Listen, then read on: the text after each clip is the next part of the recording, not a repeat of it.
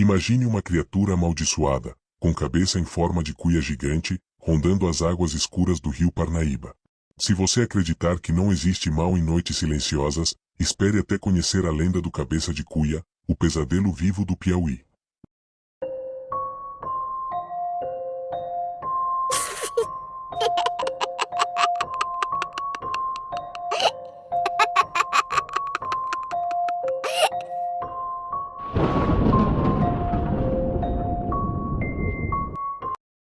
Dizem que a fome é uma doença que enlouquece até os justos. Na beira do rio Parnaíba, quando o sol ainda ardia em laranja sobre a água turva, um jovem chamado Crispim arrastava seus pés descalços pelo chão rachado de calor. Era magro, os olhos fundos, a pele queimada do sol e das esperas longas sem peixe. Pescador por herança, esperança por teimosia. Mas naquele dia não havia nada além do estômago roncando e da raiva fermentando no peito. Ao chegar em casa, um barraco de barro e telha quebrada, encontrou a mãe, idosa, trêmula, mexendo uma panela sobre brasas fracas. O cheiro era ralo, fraco, insignificante. "É o que tinha, meu filho", sussurrou a velha, com olhos cheios de tristeza. Dentro da panela, apenas ossos ressecados de gado, alguns já usados mais de uma vez. A sopa era pálida como água de poço morto. Mas Crispim não suportava mais. A raiva transbordou. Ele gritou, esmurrou a mesa, cuspiu no chão. E Então ele fez o impensável. Pegou um dos ossos da panela, um corredor de boi, pesado e longo como um tacape, e o atirou com fúria cega. O impacto foi seco, cruel. A cabeça da mãe cedeu como fruta podre. Silêncio. Por um instante tudo pareceu congelar. Nem os grilos ousaram fazer barulho. A chama do fogareiro oscilou. O rio ficou mudo. E então, do chão, com a boca sangrando e os olhos opacos, a mãe sussurrou sua última maldição com voz que já não era dela. "Você quebrará 7 vidas de 7 Marias, ou vagará eternamente com a cabeça mergulhada no peso do seu pecado."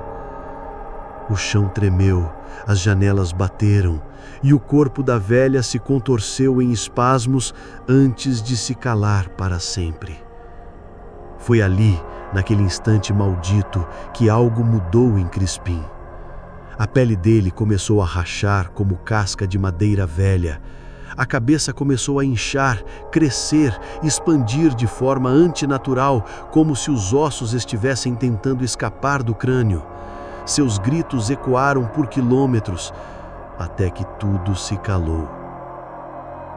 Na manhã seguinte, os vizinhos encontraram a casa vazia, sem vestígios, apenas a panela ainda quente e pegadas úmidas que levavam até o rio e desapareciam nas águas. Na noite em que a maldição caiu como praga sobre Crispim, as águas do Parnaíba engoliram seu corpo com uma fúria silenciosa. Mas ele não morreu. Ele afundou, mas não como um corpo. Afundou como um segredo sendo selado nas profundezas. E lá, nas entranhas do rio, o castigo começou. Seu crânio pulsava, como se fosse explodir. As têmporas latejavam, a mandíbula estalava, os olhos saltaram das órbitas e se apagaram. A cabeça crescia, inchava, como se o próprio pecado tomasse forma. Em minutos, seu rosto já não lembrava um homem. Era uma cuia, redonda, deformada, côncava, como se o destino zombasse dele, moldando sua culpa naquilo que mais odiou, a tigela vazia da fome que o enlouqueceu. Os cabelos viraram algas, lodosos, escorrendo como parasitas vivos grudados ao couro cabeludo. A pele amoleceu, rachou, escureceu como lama apodrecida. As unhas cresceram como anzóis tortos. Os ossos, antes de homem, agora rosnavam como os de um peixe deformado. E então veio a sentença completa. Uma voz antiga, ancestral, que não era da mãe, nem dos homens, sussurrou nas profundezas do rio. Para quebrar tua culpa, 7 puras hás de tomar, todas chamadas Maria, uma a cada 7 anos, ou ficarás para sempre acorrentado ao leito do rio, esquecido, odiado, faminto. Crispim gritou, mas o grito virou bolha. Ninguém ouviu. Desde então, a cada 7 anos, quando a lua cheia toca o espelho das águas em silêncio total, ele desperta, sobe das profundezas com o corpo torto, escorrendo lodo e os olhos cegos que farejam o nome Maria. Não busca qualquer vítima, somente aquelas com o nome marcado na maldição. 7 Marias, uma a cada ciclo de 7 anos, e até hoje nenhuma foi devorada. O rio Parnaíba é bonito de dia, mas à noite ele muda. As águas perdem o brilho, ficam paradas, como se algo ali embaixo estivesse prendendo o fôlego do mundo. Os pescadores mais velhos sabem, quando o ar fica quente demais e o rio não faz barulho, é porque ele está vindo. Crispim, o cabeça de cuia. Ninguém vê sua chegada. Ele não caminha, ele rasteja, silencioso, viscoso, arrastando a cuia, cabeça enorme que pinga lodo e lama podre em cada passo. As garras úmidas afundam na margem, deixando rastros fundos como se a terra se envergonhasse de tocá-lo. E ele tem fome, fome de redenção ou vingança. Quando uma embarcação está à deriva e a noite cai sem vento, ele sente e se aproxima. Splash! É o som que quebra o silêncio segundos antes de tudo acabar. Uma canoa via. Corpos desaparecem. Outros são encontrados no dia seguinte com os olhos abertos e sem voz para contar o que viram. Dizem que ele cheira o nome Maria. Não importa a idade, não importa a fé. Se a menina se chama Maria e for pura, ele sabe e ele vem. Já tentaram rezar, jogar sal, até armas usaram, mas nada impede a criatura, porque o rio é dele, a noite é dele.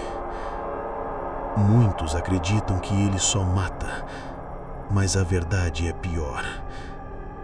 Ele observa, ele espera, ele escolhe.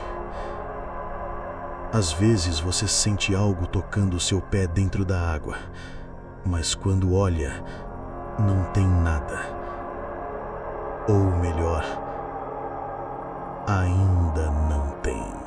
E se eu te dissesse que ele nunca foi só uma história? Que o cabeça de cuia não ficou preso no passado? Que ele ainda emerge, silencioso, invisível, sedento. Porque tem gente jurando que viu, pés molhados marcando o chão seco de varandas ribeirinhas, mesmo quando ninguém entrou no rio. Boias infantis encontradas vazias, girando lentamente, como se alguém as tivesse empurrado, mas ninguém mais estava ali. Em Teresina, em Floriano, em Amarante, há relatos, sussurros abafados por medo, histórias que os mais velhos contam baixinho, porque sabem que se falar alto, ele escuta. Alguns dizem que, cansado de esperar pelas 7 Marias, ele mudou de alvo. Agora, qualquer virgem chamada Maria que ousar entrar no rio, lavar roupa, molhar os pés, até rezar perto da margem, pode ser a próxima. E ele não ataca logo. Ele observa, marca e volta quando ninguém mais está olhando. Às vezes, tudo o que ele deixa é o cheiro, um cheiro podre de lodo antigo, que invade a casa no meio da madrugada, vindo do nada. E você pode achar que é paranoia, mas pense, quantas pessoas você conhece que se chamam Maria? Quantas ainda moram perto do rio? Quantas desapareceram e ninguém teve coragem de ligar a lenda? Dizem que o tempo cura tudo, mas a maldição de Crispim só apodrece. Décadas se passaram, gerações inteiras nasceram, cresceram e morreram às margens do Parnaíba, mas ele nunca se foi, porque a fome não foi saciada, nenhuma Maria foi devorada, nenhuma libertação aconteceu.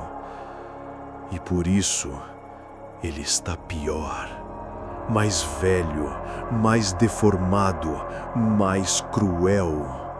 Agora ele não pede perdão, ele exige. As águas do rio não são mais silenciosas por acaso. Elas murmuram, revelam, guardam segredos que os homens fingem não ouvir.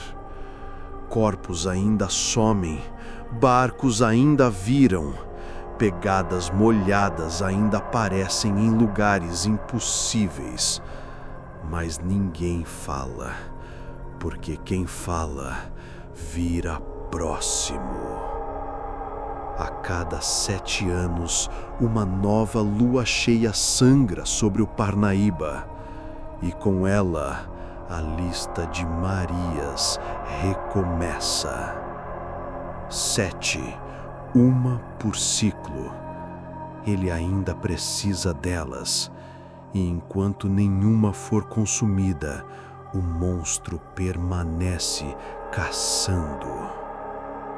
Há quem diga que ele está ficando mais ousado, que agora aparece em lugares onde antes não ousava pôr os pés podres, que ele invadiu até mesmo os sonhos de uma menina em Teresina, uma Maria de apenas 11 anos que acordou gritando: a cabeça dele é uma tigela vazia e eu estava dentro. E o mais assustador, a polícia encontrou pegadas molhadas do lado de fora da janela dela, no 3º andar. Se você conhece alguma Maria, não a deixe sozinha perto da água. E se essa história te arrepiou até os ossos, prove que ainda está entre os vivos. Curta, comente e compartilhe com alguém que nunca ouviu falar do Cabeça de Cuia. Talvez seja a última chance dela escapar. E se você for uma Maria, Escreva os comentários agora, antes que ele encontre você primeiro. Inscreva-se para não perder as próximas histórias reais do lado mais escuro do Brasil. O próximo nome da maldição pode estar mais perto do que você imagina.